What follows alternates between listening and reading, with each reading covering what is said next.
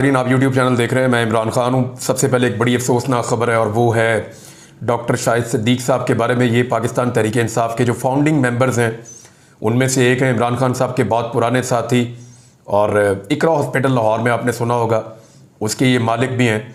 मेरा इनसे ताल्लुक़ लगभग कोई 15 साल 16 साल पुराना है और बड़ा ज़बरदस्त एक ताल्लुक़ रहा है। वो अक्सर जब भी कभी मैं मुश्किल में आता हूँ या किसी ऐसी सूरत हाल में होता हूँ तो या तो टेलीफ़ोन करते थे या मिलने के लिए आते थे हमेशा। और शिकार का गोश्त खाने का इन्हें बड़ा शौक़ था, मुझे याद है। अपने बच्चों को भी लेकर आया करते थे। तो एक बड़ा ज़बरदस्त ताल्लुक़ था डॉक्टर साहब से। यानी मैं कभी भी बीमार पड़ता या चोट लगती या कुछ भी होता तो मैं इनके हॉस्पिटल में ज़्यादा कंफर्टेबल इसलिए हो जाता था कि डॉक्टर साहब खुद आ जाते थे, घंटों बैठे रहते थे। बड़ी अच्छी शख्सियत, सबके साथ दोस्ती करने वाले। इमरान खान साहब के साथ बहुत मुखलिस थे, वफ़ादार थे। इनके ऊपर बहुत दबाव डाला गया इमरान खान साहब को छोड़ने के लिए, उनसे अलहदगी इख्तियार करने के लिए, लेकिन इन्होंने बात मानी नहीं और लगातार वो इमरान खान साहब के साथ खड़े थे। डॉक्टर साहब के साथ बड़ी यादें वाबस्ता हैं, बहुत सारी अच्छी यादें हैं, बहुत सारी चीज़ें। उनकी आवाज़ मुनफरिद थी। वो आज भी मुझे, जब आज पता चला उनकी शहादत का, तो आज भी उनकी आवाज़ मुझे याद आ रही थी।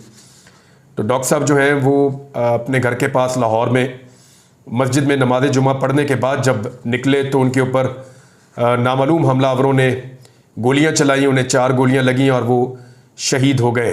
डॉक्टर साहब के बच्चे छोटे हैं। उनकी फ़ैमिली के साथ मैं इज़हार ताज़ियत करता हूँ। इन्ना लिल्लाहि व इन्ना इलैहि राजिऊन। अल्लाह ताला उन सबको सब्र दे और डॉक्टर साहब को हमेशा वो हमारे दिलों में ज़िंदा रहेंगे। मुझे हमेशा उनकी याद आती रहेगी। यानी उनकी शख्सियत के ऐसे बहुत सारे पहलू हैं जिन पे मैं बात करना चाहूँगा। बहुत सारी पर्सनल यादें उनके साथ वाबस्ता हैं। मुझे याद है एक दिन मैं हॉस्पिटल पहुंचा, मेरी हालत काफ़ी ख़राब थी। काफ़ी पुरानी बात है। मुझे किसी कमरे में गैस खुली रह गई थी और मैं बेहोश हो गया था। तो मुझे जब अस्पताल पहुंचाया गया तो मेरी हालत बहुत ख़राब थी और डॉक्टर कह रहे थे अगर आपको अभी भी पता ना चलता तो इसकी जान जा सकती थी। तो उन 2 दिनों में जिस तरह डॉक्टर साहब मेरे आसपास बैठे रहते थे, बल्कि मेरे साथ वाला एक कमरा उन्होंने खाली करवा दिया और वो खुद आकर वहाँ मेरे पास काफ़ी देर बैठे रहते थे, गपशप लगाते थे और मुझे कहते थे तेनू कुछ नहीं होना। बड़ा हौसला देने वाले इंसान थे। अल्लाह उनके दर्जात बुलंद करे। और उनकी शहादत है, उन्हें शहीद किया गया है। वो नमाज के बाद जा रहे थे और उनको 4 गोलियां मारी गई हैं। और कातिलों की गिरफ्तारी जो है वो हुकूमत पंजाब की ज़िम्मेदारी है। उन्हें पकड़ा जाना चाहिए, कैफरे किरदार तक पहुँचाना चाहिए। पुलिस की ज़िम्मेदारी है। पुलिस पाकिस्तान तहरीक इंसाफ से थोड़ी सी तवज्जो हटा के पाकिस्तान तहरीक इंसाफ के एक बानी रुकन की जो शहादत हुई है उसके ऊपर मुल्ज़िमान को गिरफ़्तार करे और उन्हें कैफरे किरदार तक पहुँचाए। ये बड़ी अफसोसनाक खबर है जी। अब एक और ख़बर मैं आपको देता हूँ। वो ख़बर जो है वो एक वालदा है और इनकी उम्र है 93 साल। इनका बेटा गायब है और इनका बेटा कोई आम आदमी नहीं है। ये पूरे पाकिस्तान में दूसरे नंबर पे आया है इनका बेटा। ये खातून जो है इनकी उम्र 93 साल है। इन्होंने पाकिस्तान बनते हुए देखा है। 1980 की दहाई में इनके शौहर का इंतकाल हो गया था। इन्होंने बड़ी ज़िम्मेदारी के साथ अपने बच्चों की परवरिश की है और आज उनकी उम्र 93 साल की है। ज़रा इनकी आप बात सुने। ये अपने बेटे के लिए बिलबिला रही हैं, अपने बेटे की बाजियाबी के लिए, उसकी रिहाई के लिए दुआएं दे रही हैं। ये 93 साला खातून क्या कह रही हैं, कुरान पाक अपने सामने रख कर ज़रा इसको सुन लीजिए और दिल पर हाथ रख के सुन लीजिए। ये मेरा पैगाम सिर्फ अपने सुनने वालों और देखने वालों के लिए नहीं है, उनके लिए भी है जिनके पास इनका बेटा है। ज़रा सुनिए ये माँ क्या कह रही है।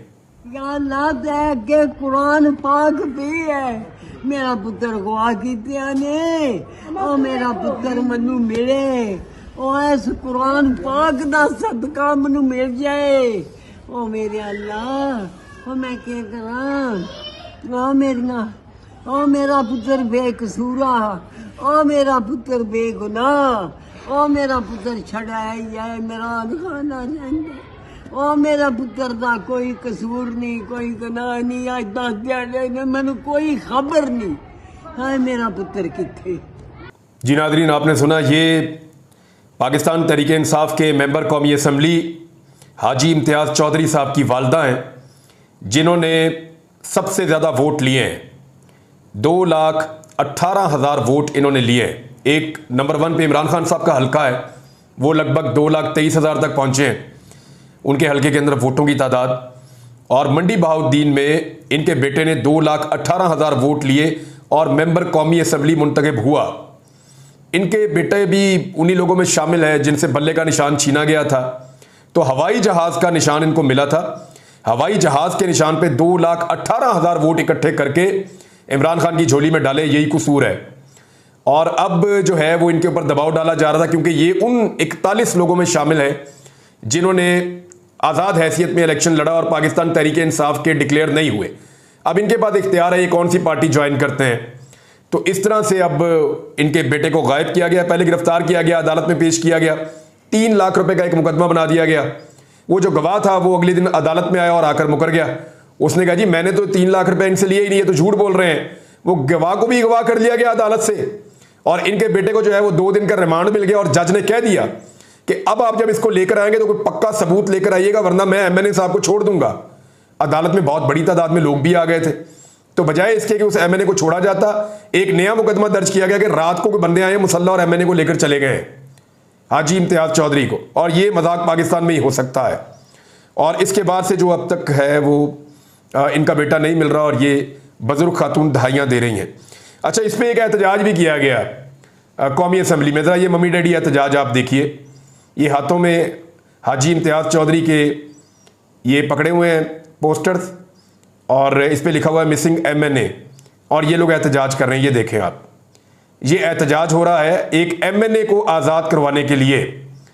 हालांकि वहाँ पे मेरी इतला के मुताबिक जमशेद दस्ती ने, जुनेद अकबर ने और राणा सनाउल्लाह को शिकस्त देने वाले जो निसार जट साहब हैं, उन्होंने और दीगर कई लोगों ने बड़ी गैरत दिलाई। उन्होंने कहा जी आज ये उठाया गया, कल को हमें भी उठाया जाएगा। अगर तुम हाजी इम्तियाज चौधरी के लिए आवाज़ नहीं उठा रहे तो हमारे लिए भी कोई आवाज़ नहीं उठाएगा। निकलो सुप्रीम कोर्ट चलते हैं, जाकर वहाँ पे शोर मचाते हैं कि भाई इस मुल्क के अंदर 2 नंबरी हो रही है। अगर मेंबर कौमी असम्बली गायब है तो आम आदमी की क्या हालत होगी इस मुल्क में। तो इस पर जो पार्टी की क्यादत है उन्होंने गुरेज की, उन्होंने कहा जी आज कुछ और चीज़ें करनी है तो मंडे को चलेंगे। और ये जी एक टोकन प्रोटेस्ट है जिसको आप देख सकते हैं। बहरहाल कौमी असम्बली में आवाज़ उठाई गई है। शहबाज शरीफ ने वादा किया कि इसके ऊपर रिपोर्ट लेकर वो बताएंगे, जो इस वक्त फार्म 47 के ऊपर वज़ीर आज़म है। तो ये जनाब सूरत हाल है इस वक्त पाकिस्तान तहरीक इंसाफ की कि अपने एक एमएनए के लिए भी वो किस नौइयत की आवाज़ उठा रहे हैं, ये आपके सामने है। हालत तहरीक इंसाफ और रियासत की इस तरह की है कि इमरान खान साहब ने कहा था कि जमात इस्लामी के धरने को आप सपोर्ट करें, उनके मकासद ठीक है। तो जमात इस्लामी के धरने को सपोर्ट करने के लिए पाकिस्तान तहरीक इंसाफ के 2 अहम रहनुमा शुएब शाहीन और शहरयार रियाज, ये 2 लोग पहुंचे वहां पे जमात इस्लामी के धरने में। कुछ कारकुन भी इनके साथ थे। तो पुलिस ने इनको धमकाया कि आप लोगों को तो हम यहां से उठा लेंगे, यानी जमात इस्लामी करे तो कोई बात नहीं, उनके रहनुमा आ रहे हैं जा रहे हैं कोई प्रॉब्लम नहीं। हाफिज नईमुर रहमान साहब या जमात इस्लामी के बाकी सारे लोग वो आए जाएं, कोई एतराज नहीं। लेकिन जैसे ही पाकिस्तान तहरीक इंसाफ के लोग वहां पे इधारे यकजहती के लिए आए तो उनको धमकाया गया। और उसके बाद फिर वहां पे जिस तरह कारकुनों ने उनको निकाला, वो वीडियो मैंने देखी है जिसमें मोटरसाइकिल के ऊपर बिठा के शुएब शाहीन साहब को और शहरयार रियाज साहब को वहां से गायब किया गया है, वहां से निकाला गया है। बहरहाल ये सूरत हाल है जी कि पाकिस्तान तहरीक इंसाफ के लिए कानून कुछ और है और बाकी सब के लिए कानून कुछ और है। अच्छा, इसमें कुछ चीज़ों में कसूर जो है पाकिस्तान तहरीक इंसाफ का भी है। मिसाल के तौर पे मैंने आपको एक केस बताया था मिर्ज़ा अफरीदी का। मिर्ज़ा अफरीदी जो है, ये मैं ज़रा थोड़ी कहानी आपको इसलिए बताऊंगा कि मुझे कल से लेकर अब तक मेरे नाक में दम कर दिया लोगों ने, टेलीफोन कर करके, मैसेजेस कर करके। कोई 2 दर्जन के करीब इस बंदे ने सिफारिशें करवा दी हैं। उनमें काफ़ी सहाफ़ी भी शामिल हैं, उनसे भी करवा रहा है। और अजीबोगरीब चीज़ें मेरे तक पहुंच रही हैं। पैसे की बड़ी ताकत होती है, वैसे मैं देख रहा हूं सोशल मीडिया पे अपने लिए मुहिम भी चलाना शुरू कर दी है। अब मैं ज़रा इस आदमी की हकीकत आपके सामने रखता हूं। ये आज़ाद हैसियत में सेनेटर बना था 2018 में और पीएमएलएन की सपोर्ट से बना था। आज़ाद हैसियत से बना था, पीएमएलएन की सपोर्ट से ये मिर्ज़ा अफरीदी जो है वो सेनेटर बना था। मैं आपको फिर बता रहा हूं कि पीएमएलएन की सपोर्ट से आज़ाद हैसियत में मिर्ज़ा अफरीदी सेनेटर बना था। और ये वो आदमी है या उन लोगों में से है जिन्होंने पाकिस्तान तहरीक इंसाफ के एमपीएस खरीदे थे खैबर पख्तूनख्वा में, जिन एमपीएस को बाद में इमरान खान साहब ने सजा भी दी थी। तो ये खरीदने वालों में से था, इसलिए ये आज़ाद हैसियत में सेनेटर बन गया था। सेनेटर बनने के बाद क्योंकि इसको लगता था नवाज शरीफ की हुकूमत आएगी, ये जाके नवाज शरीफ साहब से मिला और इसने जनाब नवाज शरीफ साहब की पार्टी को ज्वाइन किया सेनेटर बनने के बाद। अब हैरत अंगेज तौर पे एक खबर है मेरे पास, मैं आपको ये पढ़ के सुनाता हूं। ये 12 मार्च 2021 की खबर है। जब डिप्टी चेयरमैन सेनेट का इंतखाब हो रहा था तो पाकिस्तान तहरीक इंसाफ को यह कहा गया ताकतवर हलकों की जानिब से कि यह उम्मीदवार होना चाहिए डिप्टी चेयरमैन सेनेट का। तो फिर इसका नाम फाइनलाइज हो गया, हालांकि इसका पाकिस्तान तहरीक इंसाफ से ताल्लुक कोई नहीं था। अच्छा, उस वक्त जो खबर छपी ट्रिब्यून के अंदर, वो मैं आपको पढ़ के बताता हूं, उसकी हेडलाइन आपको आइडिया हो जाएगा। Election commission of Pakistan record shows, election commission of Pakistan का रिकॉर्ड ये शो करता है या ये दिखाता है कि मिर्जा अफरीदी इन पीएमएलएन फोल्ड, यानी मिर्जा अफरीदी पीएमएलएन की तरफ दिखा रहा है वो, यानी जो पाकिस्तान तहरीक इंसाफ की हुकूमत की जानिब से डिप्टी चेयरमैन सेनेट का उम्मीदवार था, वो रिकॉर्ड के मुताबिक पीएमएलएन के खाने में शो हो रहा है इलेक्शन कमीशन ऑफ पाकिस्तान के रिकॉर्ड में। बहरहाल ये भी रिकॉर्ड का हिस्सा है, ये खबर रिकॉर्ड का हिस्सा है।